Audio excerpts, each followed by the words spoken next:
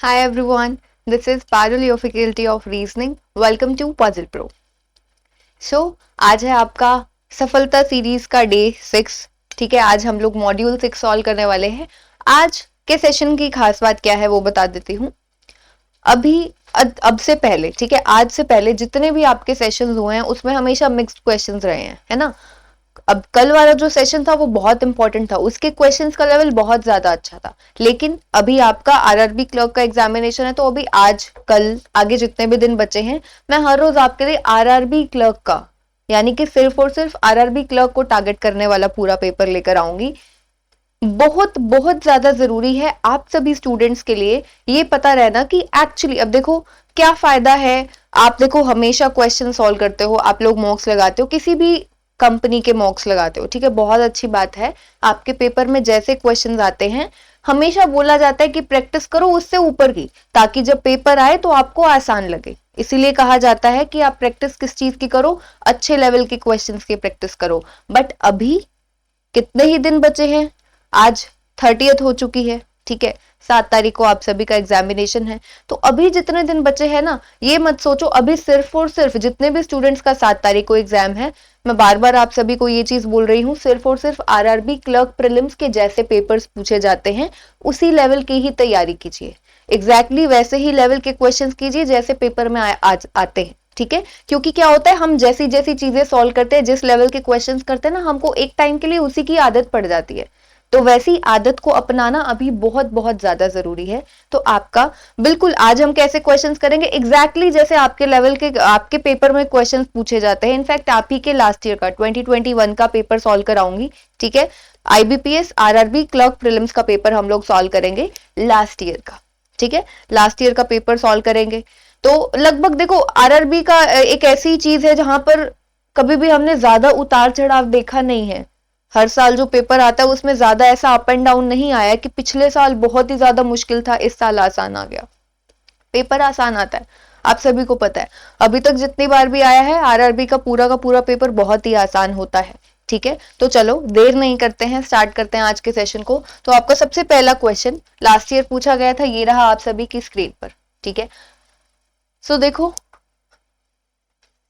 जैसे कि पहले क्या होता था, इनइक्वालिटी सिलॉग्स 5-5 क्वेश्चंस पूछे जाते थे। अभी आजकल क्या है, 6-7 क्वेश्चंस होते हैं, जिसमें से 3-4 वो इसके दे देता है, 2-3 उसके दे देता है, तो ये रहता है, ठीक है। इसीलिए ऐसा नहीं करना, ये सोचकर मत जाना कि आपको 5 सिलॉग्स मिलेंगे, 5 इनइक्वालिटी मिलेंगे। ये पुराना पैटर्न था, अभी का पैटर्न नहीं है, ठीक है।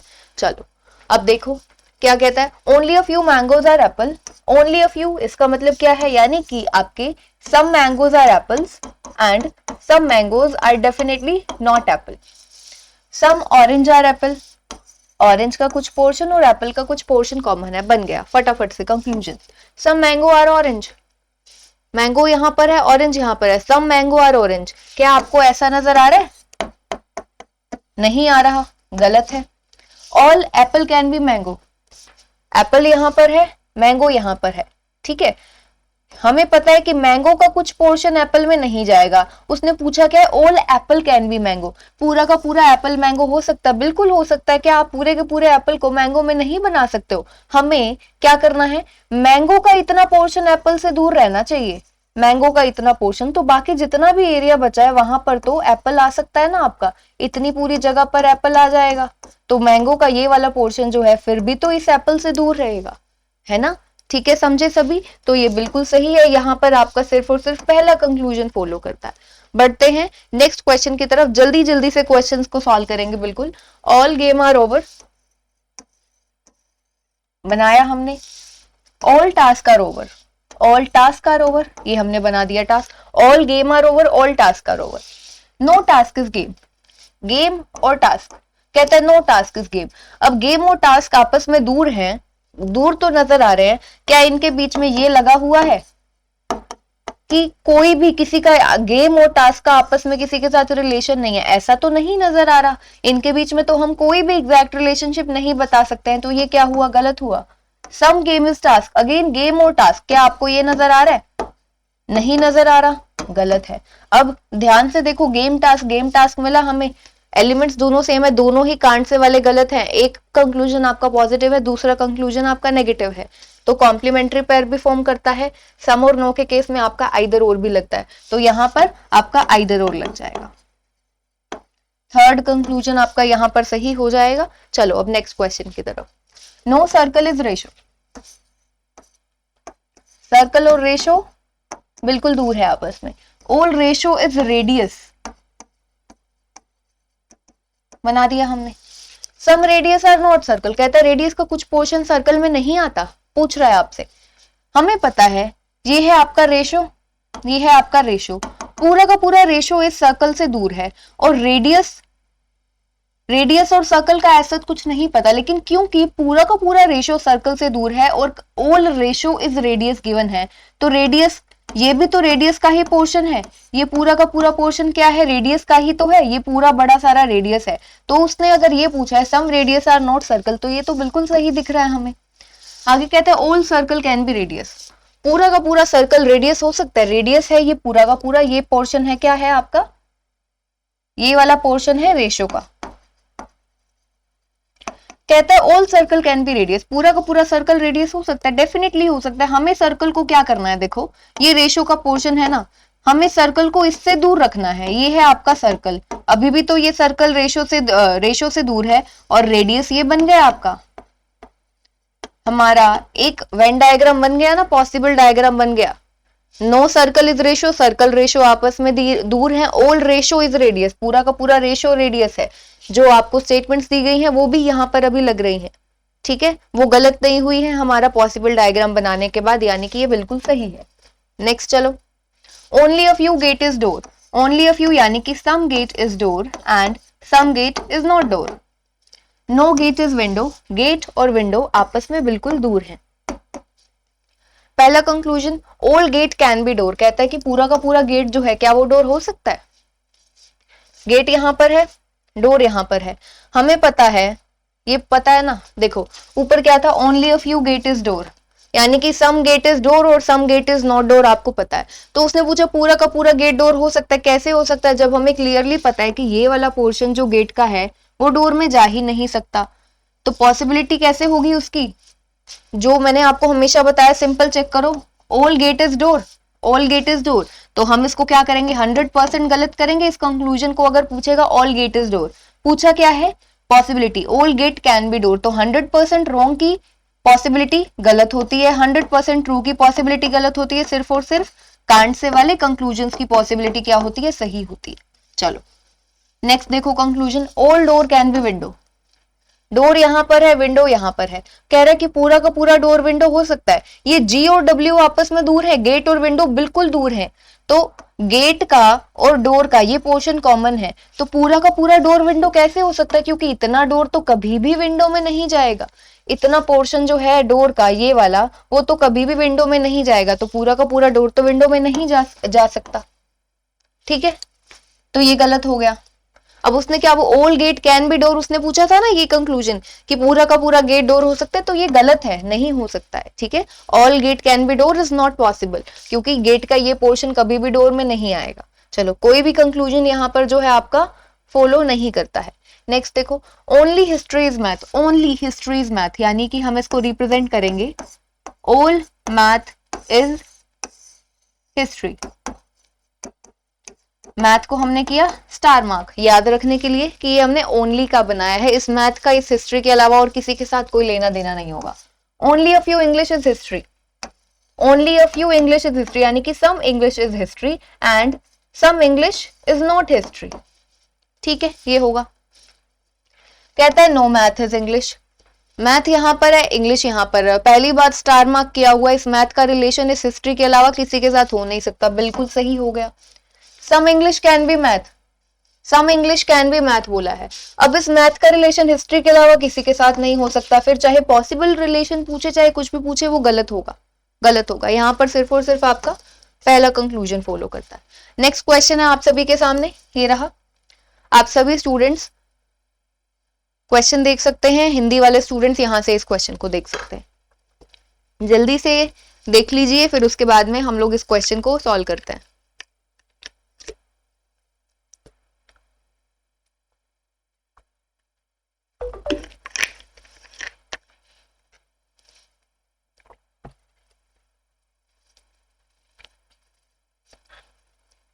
चलिए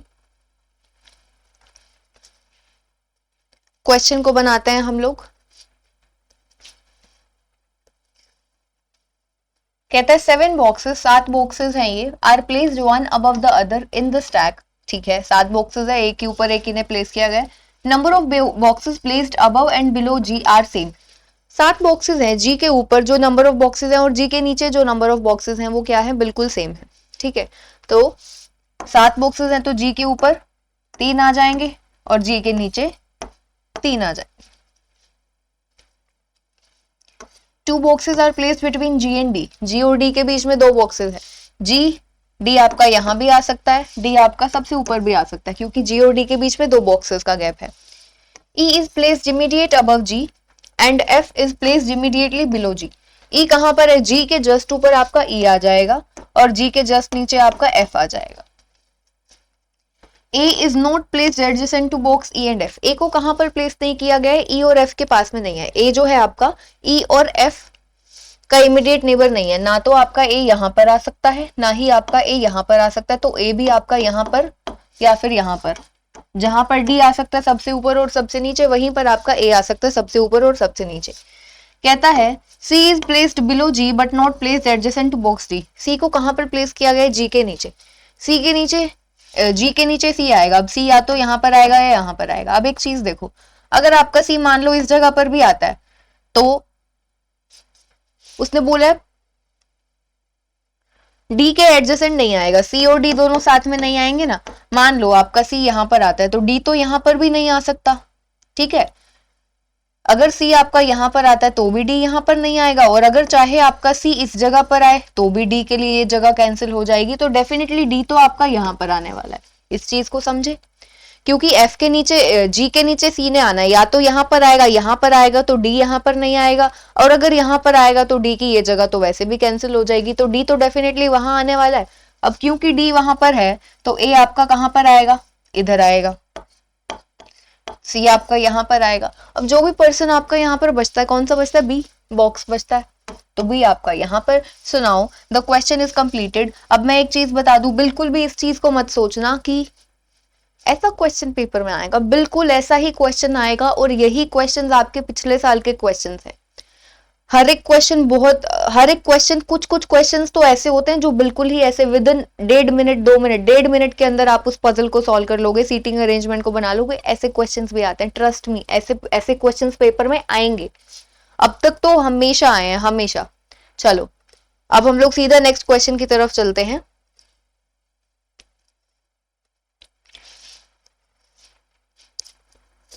ये सभी क्वेश्चन हैं आप सभी के सामने।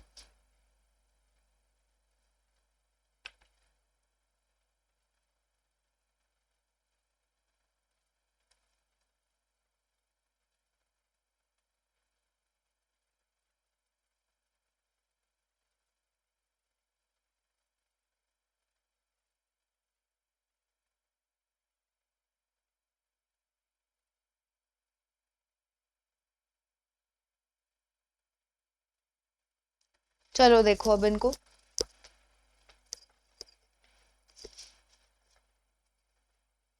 P is greater than equals to Z, P greater equals to Z, P Z greater equals to greater, गलत हो गया। B is greater than O, B से O तक जाओगे, यहां से यहां तक, ग्रेटर लेस दोनों मिल गए, गलत, दोनों ही कंक्लूजन फॉलो नहीं करते हैं। ठीक है, यहाँ पर देखो P is greater than K, P से आपको वहां तक, यहां से लेकर एंड तक जाना है, स्टार्टिंग में ही लेस देन मिल गया, गलत हो गया। K greater equals to P, K आपका यहाँ पर है, फिर से देखो K और P, ये भी नहीं है, गलत हो गया ना। P और K के बीच में, क्योंकि देखो लेस देन ग्रेटर देन दोनों ही सिंबल्स मिल गए P और K के बीच में, इस P और K के बीच में लेस देन ग्रेटर देन दोनों सिंबल्स मिल गए हैं। अब एक चीज देखो, ये भी गलत ये भी गलत, तो अब जरा ध्यान से देखो, क्या इस क्वेश्चन का आंसर नाइदर नोर आएगा, कि कोई भी फॉलो नहीं करता है, नन फॉलोज आएगा? नहीं, P is greater than K, K is greater than equals to P। अब हमें पता है P और K के बीच में less than greater than equals to तीनों ही सिंबल्स आ गए, तो P और K के बीच में तीनों सिंबल्स अगर यूज हुए हैं तो ये आइदर और में नहीं जाएगा।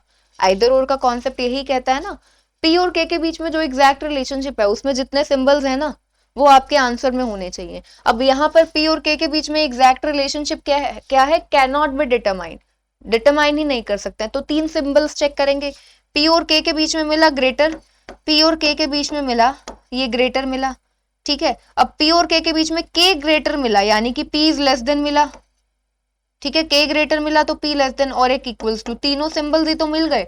तो यहाँ पर इस क्वेश्चन में क्या हो जाएगा, आपका जो आंसर है वो आइदर और आ जाएगा। T is greater than H, T H greater equals to greater, बिल्कुल सही हो गया। H is less than D, H से डी तक जाओ, इक्वल्स टू लेस देन, बिल्कुल सही है। y greater than T, y यहाँ पर है आपका, t आपका यहाँ पर है, ठीक है, यहाँ पर। तो y से t तक जाओगे, ग्रेटर मिलना चाहिए, ग्रेटर लेस दोनों मिल गया, गलत हो गया। t is greater then j, t से आप j तक जाओगे, क्या मिला है आपको, ग्रेटर और लेस का कॉम्बिनेशन, दोनों ही गलत है, ठीक है। तो यहाँ पर ये क्वेश्चंस हो गए आपके। आगे देखो,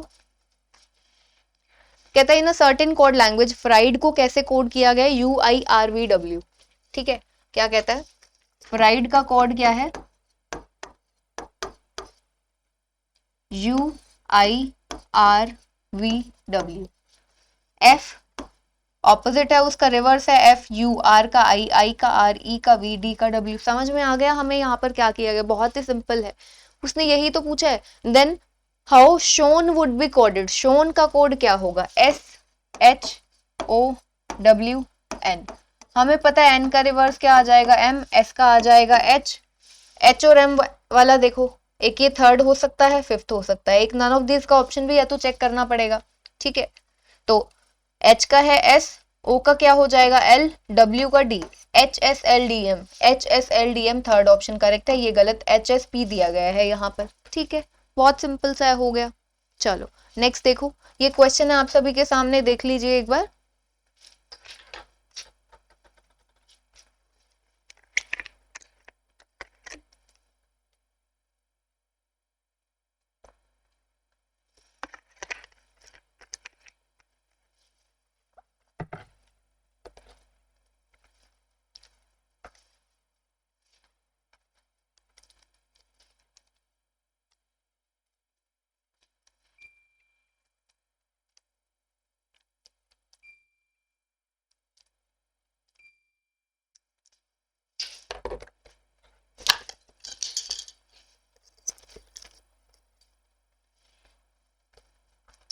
चलो देखो अब इस क्वेश्चन को,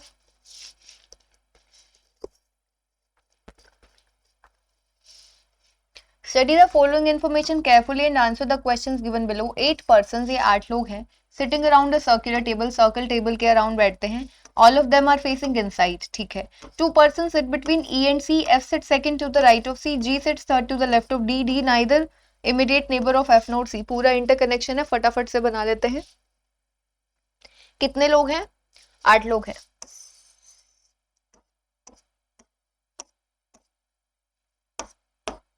सभी के सभी इनसाइड फेसिंग है।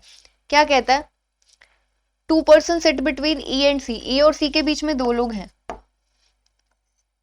एक केस आपका ये भी तो बनेगा, क्योंकि हमें नहीं पता कौन से डायरेक्शन से E और C साथ में है। एक ही केस बनाओ, एक ही बनाओ और उसी के अंदर दोनों को सॉल्व करो, अलग अलग फिगर्स बनाकर टाइम वेस्ट मत करो, ऐसे ही सॉल्व करने की आदत डालो, ठीक है। 2 लोग बैठते हैं E और C के बीच में, F sit second to the right of C, C के सेकंड राइट पर F है, अगर यहाँ पर C है तो उसके सेकंड राइट पर F यहाँ पर आ जाएगा, ठीक है। और अंदर वाले केस में C यहाँ पर है तो C के सेकंड राइट पर F कहाँ पर आ जाएगा, यहाँ पर आ जाएगा। आगे क्या कहता है, G sits third to the left of D, D के थर्ड लेफ्ट पर कौन है, G, D का नहीं पता हमें, D के थर्ड लेफ्ट पर कौन आएगा, G आएगा।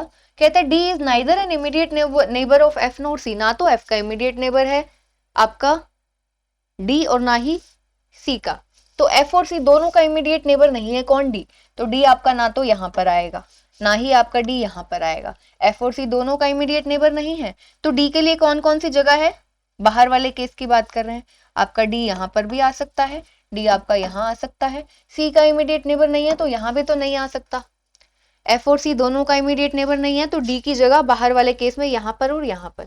अगर हम अंदर वाला केस देखें, D आपका ना तो इस जगह पर आएगा ना ही इस जगह पर आएगा, बाकी की जो ये तीनों जगह बचती हैं यहाँ पर आ सकता है आपका D, ठीक है। अब चेक करो D के थर्ड लेफ्ट पर G कहाँ पर बिठा सकते हो, अंदर वाले केस में देखो डी अगर इस जगह पर आएगा, ठीक है, डी इस जगह पर, इसका थर्ड लेफ्ट 1 2 3, यहाँ पर एफ है तो डी आपका यहाँ नहीं आ सकता, ठीक है। डी अगर यहाँ पर है तो इसका थर्ड लेफ्ट 1 2 3, यहाँ पर ई है तो डी यहाँ भी नहीं आ सकता, एक ही जगह बचती है अब आपकी, डी आपका यहाँ पर आएगा, उसका थर्ड लेफ्ट 1 2 3, जी आपका यहाँ पर आ गया। बाहर वाले केस में देखो डी आपका यहाँ पर है तो उसका थर्ड लेफ्ट 1 2 3, जी यहाँ पर आ सकता है, डी आपका यहाँ पर है, इसका थर्ड लेफ्ट 1 2 3, जी आपका यहाँ पर भी आ सकता है, ठीक है, कोई बात नहीं, देखते हैं आगे। कहता है H sat second to the right of A, A के सेकंड राइट पर कौन है, एच है, और ए जो है not an immediate neighbour of B, A और बी दोनों इमीडिएट नेबर्स नहीं होंगे, ए और बी दोनों इमीडिएट नेबर्स नहीं होंगे, ठीक है, उसने ये बोला है। ए जो है वो एच के सेकंड राइट पर है। अब जरा देखो अंदर वाला केस देखो, ए के सेकंड राइट पर आपको एच को बनाना है तो आपका ए यहाँ पर आएगा, ए के सेकंड राइट पर एच यहाँ पर, अब ए की जगह बचती है बी यहाँ पर, और ए और बी साथ होने नहीं चाहिए, तो अंदर वाला केस तो देखो आपका हो चुका है यहाँ पर गलत, ठीक है, अंदर वाला केस गलत है, जो करेक्ट वन है वो कहां से बनेगा, आपका बाहर वाला जो केस है वहां से बनेगा, ठीक है। अब हमें क्या चाहिए, डी के थर्ड लेफ्ट पर हमको क्या बनाना है, जी को बनाना है।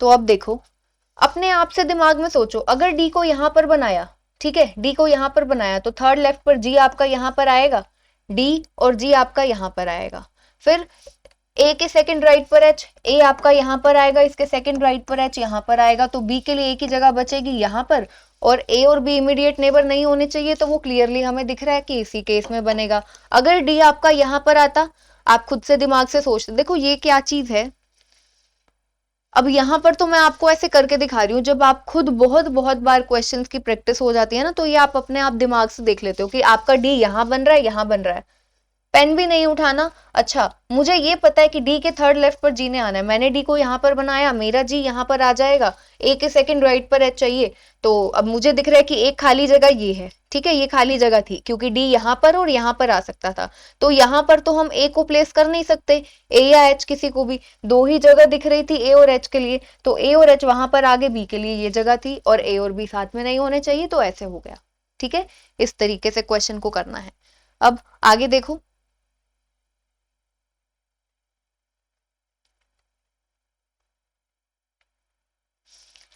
ये क्वेश्चन है आप सभी के सामने,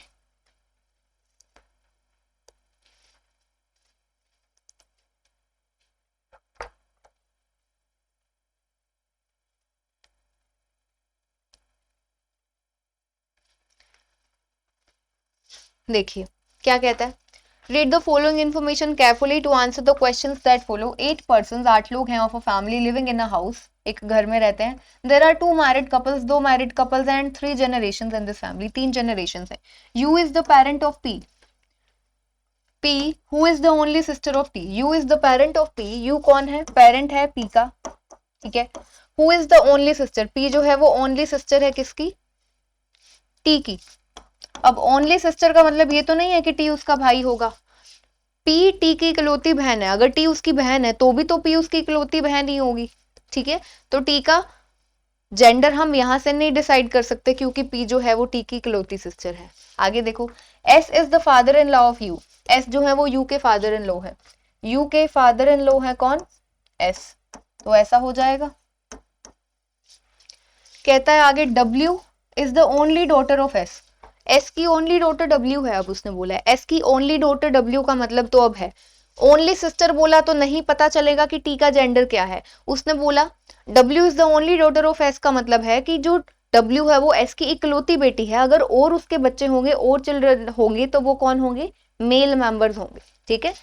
डब्ल्यू कौन है, एस की इकलौती बेटी। अब हमें ये तो नहीं पता ना कि जो यू है वो एस का क्या है, सन इन लॉ है या डॉटर इन लॉ है, ऐसे नहीं पता तो हम ये सीधा नहीं बना सकते, दिमाग में रखते हैं W is only daughter of S, R is the son of Q, ठीक है, आर जो है वो सन है क्यू का, क्यू के लिए कहते हैं who is the son in law of S, Q जो है वो एस का सन इन लॉ है, एस का सन इन लॉ है कौन, क्यू, एस का सन इन लॉ है क्यू। अभी उसने बोला था एस की इकलौती डॉटर है डब्ल्यू, यानी कि क्यू की शादी डब्ल्यू के साथ हुई है, इस चीज को समझे सभी के सभी, यानी कि अब डब्ल्यू की कोई ना कोई क्या है, डब्ल्यू का कोई ना कोई भाई है, और यू जो है एस की डॉटर इन लॉ होगी डेफिनेटली। आगे कहता है V is the father of T, V जो है वो टी के फादर है, टी के फादर है वी। तो अब हमें पूरा क्वेश्चन का पता चल गया। दो कपल्स थे, तीन जनरेशन थी, तीन जनरेशन थी, तो ये पता चल गया हमें first generation, second, third. So now the question is completed. कुछ भी पूछे वो आप बता सकते हो। How is R related to P, R का रिलेशन आप पी के साथ बता सकते हो। R is the son of Q, तो आर का रिलेशन पी के साथ, आर और पी आपस में कजिन्स हैं, ठीक है, आर और पी क्या है, कजिन्स हैं, तो यहां पर आपका कजिन सही हो जाएगा। Who among the following is the brother in law of V, V का ब्रदर इन लॉ कौन है, इस क्वेश्चन का आंसर आप सभी मुझे कमेंट सेक्शन में बताएंगे, ठीक है, कि who among the following is the brother in law of V, V का ब्रदर इन लॉ कौन है। चलो अब हम लोग करते हैं नेक्स्ट क्वेश्चन। तो नेक्स्ट क्वेश्चन आप सभी की स्क्रीन पर कौन सा है, ये है how many pairs of digits are there in the number, ये नंबर दिया गया, each of which have as many digits between them both forward and backward direction in the number as they have been, ठीक है। अब उसने आपको एक number दिया है,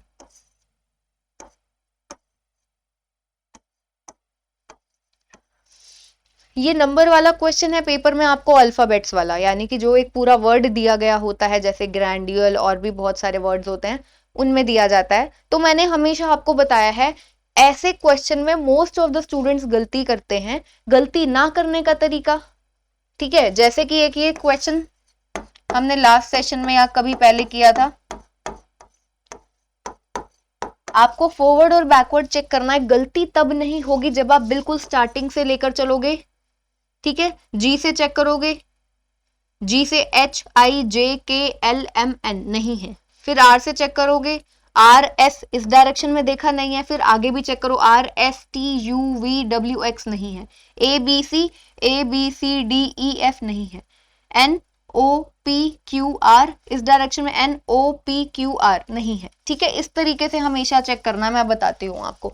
अब यहां पर देखो 3 से चेक करोगे, 3 4 5 6 7, 3 से 7 का मिल गया हमें एक, ठीक है। 6 से देखो 6 इधर जाओगे तो 7 नहीं है, 6 7 8 9 नहीं है, आगे 1 2 3 ये मिल गया सीधा 1 और 3 का। यहां से देखो 1 2 3 4 5 नहीं मिला, तो 1 तक हम कर चुके हैं, अब 4 की बारी आई, 4 5 6 मिला, यहां से 4 से 6 तक। आगे देखो 4 5 6 7 नहीं मिला, ठीक है।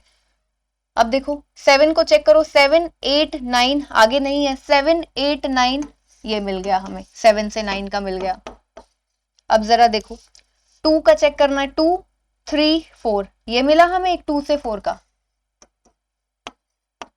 अब 2 से ही चेक करना है, 2 3 4 5 6, 2 से 6 का भी तो एक और मिल गया, ये देखो 2 से लेकर 6 तक का भी तो एक और मिल गया है हमें।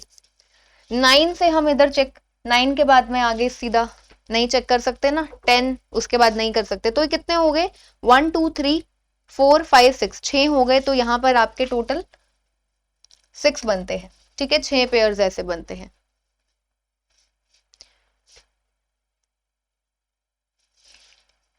तो देखिए ये क्वेश्चन है आप सभी के सामने, एक बार देख लीजिए इसे।